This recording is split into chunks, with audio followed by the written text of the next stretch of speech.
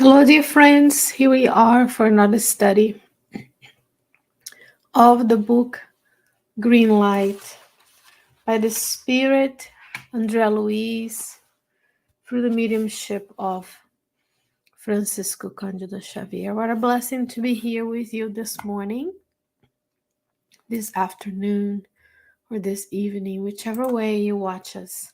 Welcome. Please make sure that you leave your comments. Let us know book has impacted you as well as impacts all of us. We're studying the wise words of Andrea Luiz. And today's message is chapter 14, and he titled it Regarding Children. So this chapter is for all of us who have been children, who also are parents, step parents, caregivers, guardians, all kinds of responsibilities towards the newer generation. So let's see what Andrea Luiz has to tell us today. He says, a child is a spiritual edification for those who are responsible for him or her. There is no child, not even one, who does not deserve love, help, education, and understanding. Let's unquote for now. And it says, in spiritual education for those who are responsible. In many ways, we're responsible for children in our lives.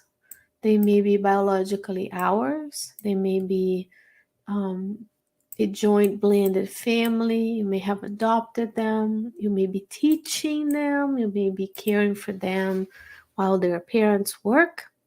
And they are spiritual education for all of us because we're responsible for the things we do, as we can see.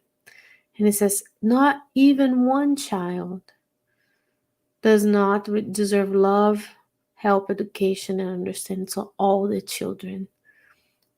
Because, next thing he says is, quote, each child, whoever she or he is in general terms, an adult spirit.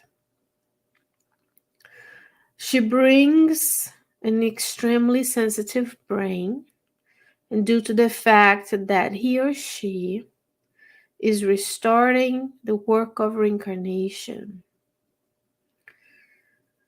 being a strict observer of everything you do or say. And that's why we are responsible for them. That's why they also provide us a means for spiritual growth and edification. Because if they are watching, they're observing everything we do, everything we say, then we are responsible for everything we do and say in the presence of children. That's why it's so important, the environment we are, the tone of voice, the words we choose to speak, the things we choose to listen to, and the things we choose to engage in. Because remember, there's two realms as well. We have our spirit companions. The children have their spiritual companions and guardian angels. There's a whole world interacting with one another. So when we know that they have this malleable brain, plastic brain that is restarting, then we can imprint the good deeds, actions, abilities, characteristics that we know they need in order to progress. Kindness, understanding, cooperation, knowing that they are part of society, that they matter, that what they do impacts others. So we feed the little seed of the emerging brain as we grow with good things. And they're observing us. So we need to be a model of how we want the world to be. Then we have to model. He says, the young mind will give us back in the future everything we give to it now. So if we feed it fear and anxiety and no faith that Jesus is at the helm, we may be reaping the anxiety and the fears in the future. So we need to ourselves work on our own unresolved issues so that we can bring to the children in our lives this feeding them this young mind, so whatever they give us back in the future is a blossom of good deeds and a positive and prosperous society where every children, he says here, no children, not even one, there is not even one who does not deserve love, help, education, and understand, no matter where they are in the universe.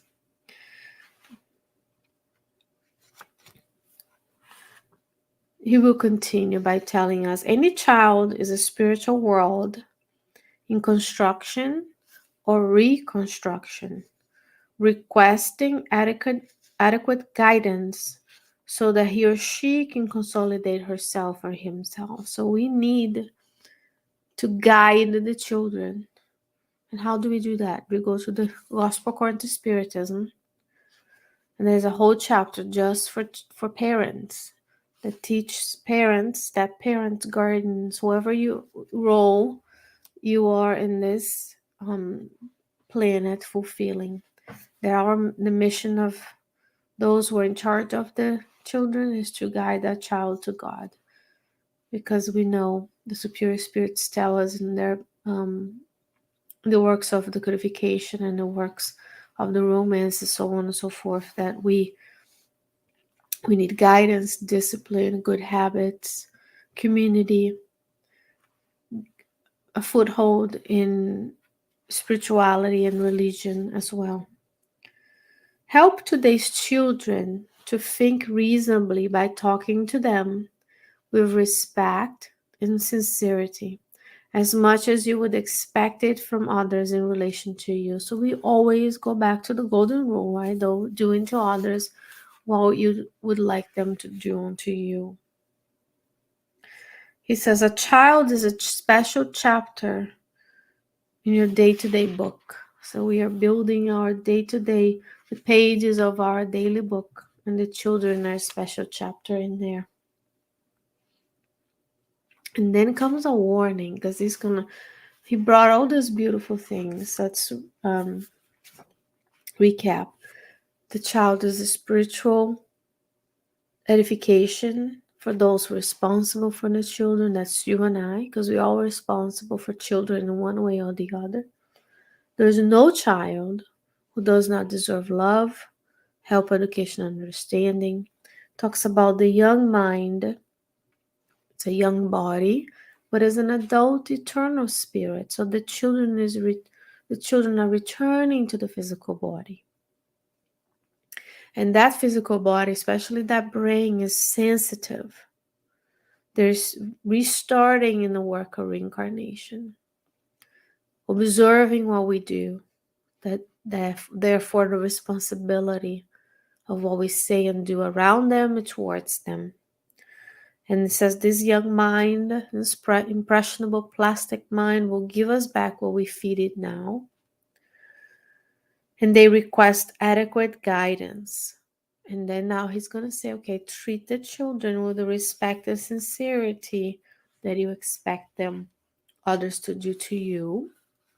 And last but not least, a small warning. He says, do not try to transform your children into knickknacks, for they are eternal spirits as much as we are.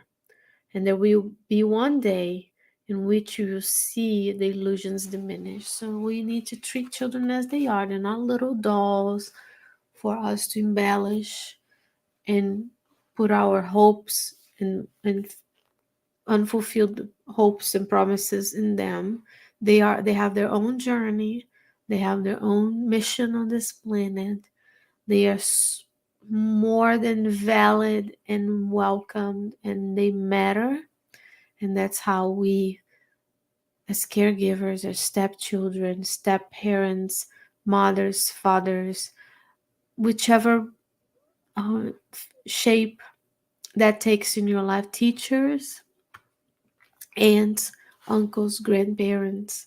So we have the responsibility of embedding the young mind with the abilities and the immortal soul characteristics that will make that child fulfill his or her reincarnatory plan.